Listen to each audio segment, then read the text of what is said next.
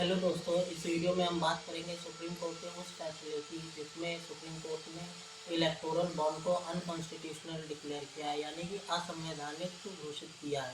पहले हम ये समझते हैं कि इलेक्टोरल बॉन्ड लाया ही क्यों गया था। हमारा देश एक डेमोक्रेटिक देश है जहाँ पे मल्टीपल पॉलिटिकल पार्टीज हैं जो कि इलेक्शंस में एक दूसरे के खिलाफ कम्पीट करती हैं। इन पॉलिटिकल पार्टियों के भी कई खर्चे होते हैं, जैसे किसी कैंपेन में, कोई रैली निकालने में या कोई मीटअप अरेंज करने में।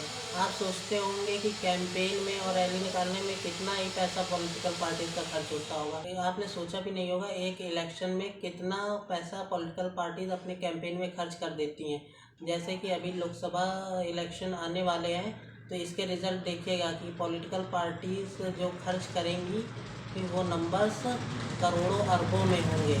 अब पॉलिटिकल पार्टीज़ खुद तो कोई बिजनेस करती नहीं जिसकी वजह से उनकी इनकम हो, तो उनके पास ये पैसा आता कहाँ से है?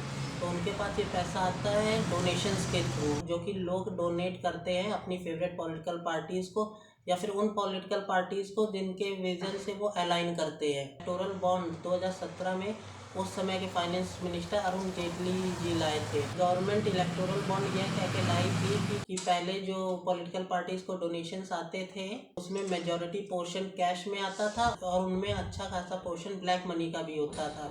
2017 से पहले पॉलिटिकल पार्टीज को जो डोनेशन आती थी वो बोरों में भर के आती थी, लेकिन 2017 में इलेक्टोरल बॉन्ड लाया गया ताकि इस पूरे डोनेशन को कैशलेस कर दिया जाए। यह इलेक्टोरल बॉन्ड सिर्फ एसबीआई ही इशू कर सकती थी। एसबीआई साल में 4 बार इन इलेक्टोरल बॉन्ड को इशू करती थी, जनवरी मंथ में, अप्रैल मंथ में, जुलाई मंथ में और अक्टूबर मंथ में। और ये 1000, 10,000, 1 लाख और 1 करोड़ के डिनोमिनेशन में होते थे। डिनोमिनेशन में होते थे कि क्या मतलब है, जैसे हमारा 10 का नोट होता है, 20 का नोट होता है, 50 का नोट होता है, 100 का नोट होता है, वैसे ही इलेक्टोरल बॉन्ड 1,000 रुपये का होता है, फिर 10,000 रुपये का एक बॉन्ड होता है, फिर 1 लाख रुपए का एक बॉन्ड होता है, फिर 1 करोड़ रुपए का एक बॉन्ड होता है। मान लीजिए किसी को सरकार को 3.5 लाख रुपए डोनेट करने हैं तो वो 1-1 लाख रुपए के 3 बॉन्ड खरीदेगा और 10-10 हज़ार रुपए के 5 बॉन्ड खरीदेगा। और इन इलेक्टोरल बॉन्ड की खासियत यह थी कि इन इलेक्टोरल बॉन्ड पे कहीं भी नहीं लिखा होता था कि इसे किसने खरीदा है और इसे किसे दिया जाएगा। इलेक्टोरल बॉन्ड पे सिर्फ डिनोमिनेशन लिखा होता था और इशूइंग डेट होती थी और एक इलेक्टोरल बॉन्ड का स्पेसिफिक नंबर होता था। इलेक्टोरल बॉन्ड को इशू के 15 दिन के अंदर ही इसको अपनी पॉलिटिकल पार्टी को देना होता था और उस पॉलिटिकल पार्टी को इसे इनकैश कराना होता था। अगर 15 दिन के अंदर कोई इलेक्टोरल बॉन्ड इनकैश नहीं हुआ है किसी भी पॉलिटिकल पार्टी के द्वारा, तो उस इलेक्टोरल बॉन्ड का सारा पैसा पीएम केयर्स फंड में चला जाता था। फाइनेंशियल ईयर 2017-18 से लेकर फाइनेंशियल ईयर 2021-22 तक टोटल लगभग 9,000 करोड़ के इलेक्टोरल बॉन्ड बेचे गए, जिसमें से 5,000 करोड़ रुपए के इलेक्टोरल बॉन्ड बीजेपी को दिए गए हैं, 1,000 करोड़ के इलेक्टोरल बॉन्ड लगभग कांग्रेस को और फिर बाकी कुछ पार्टीज़ को दिए गए हैं। जब ये इलेक्टोरल बॉन्ड लाए गए थे तब किसी भी पॉलिटिकल पार्टी ने मेजरली कोई अपोज नहीं किया था, क्योंकि सभी पॉलिटिकल पार्टीज़ की जेब में पैसा जाना था। लेकिन फिर एसोसिएशन फॉर डेमोक्रेटिक रिफॉर्म्स ने सुप्रीम कोर्ट में इलेक्टोरल बॉन्ड के खिलाफ याचिका दायर की थी।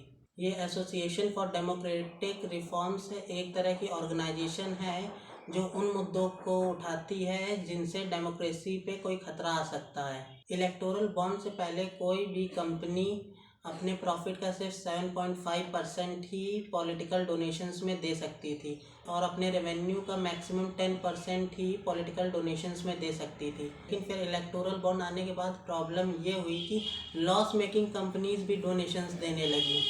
आप ये सोच रहे होंगे कि अगर लॉस मेकिंग कंपनी डोनेशन देने लगी तो इसमें इतनी बड़ी क्या प्रॉब्लम है, लेकिन प्रॉब्लम यह है कि इलेक्टोरल बॉन्ड बेसिकली है क्या। इलेक्टोरल बॉन्ड एक तरह की डोनेशन है जो कि हम किसी भी पॉलिटिकल पार्टी को देते हैं। डोनेशन का मतलब क्या होता है? डोनेशन का मतलब होता है सहायता करना या दान करना। अब एक बार को इमेजिन करिए कि आपके खुद के घर में आपके खाने के लाले पड़े हैं और आप बाहर अनाज बांट रहे हैं, ये ठीक वैसा ही होगा।